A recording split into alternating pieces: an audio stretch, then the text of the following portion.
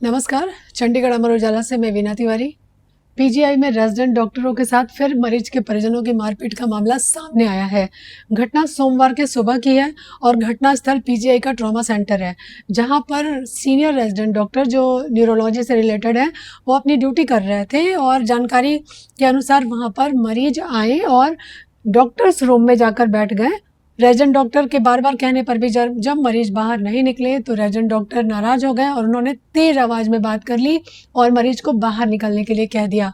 जानकारी के मुताबिक ये बात मरीज को बुरी लग गई और वो बाहर निकल कर आया और मौके पर मौजूद अपने बेटे से इसकी शिकायत की। डॉक्टर के अनुसार बेटा गुस्से में अंदर आया और उसने रेजिडेंट डॉक्टर का कॉलर पकड़ के उसको घसीटते हुए कमरे से बाहर किया। तू मैं बढ़ती गई और देखते ही देखते मामला हाथापाई तक आ गया।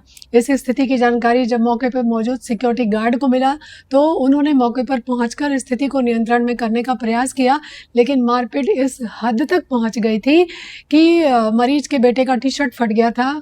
रेजिडेंट डॉक्टर के हाथ में चोट आ गई थी, जगह-जगह खरोंचें आ गई थी, जैसा कि उन्होंने अपनी शिकायत में बताया है। मामले को लेकर पीजीआई के रेजिडेंट डॉक्टर एसोसिएशन के पदाधिकारी काफ़ी आक्रोशित हैं। उनका कहना है कि जब तक आरोपी पर एफआईआर दर्ज नहीं होगा, वो शांत नहीं होंगे। अगर हम बात करें तो एसोसिएशन के अध्यक्ष विष्णु जिंजा जी का कहना है कि बार-बार बात होती है सिक्योरिटी की और संस्थान उन्हें हर बार ये दलील देता है कि वो उनके साथ है, लेकिन फिर ये घटनाएं सामने आती हैं और उन्हें मौके पर कोई भी ऐसी सहायता नहीं मिलती है। और इसके साथ ये भी मामला सामने आया है कि मरीज के परिजन का कहना है कि डॉक्टर ने उनके साथ दुर्व्यवहार किया, उन्होंने उनके पिता के साथ बदतमीजी से बात की और उनको धक्के देकर कमरे से बाहर निकाला।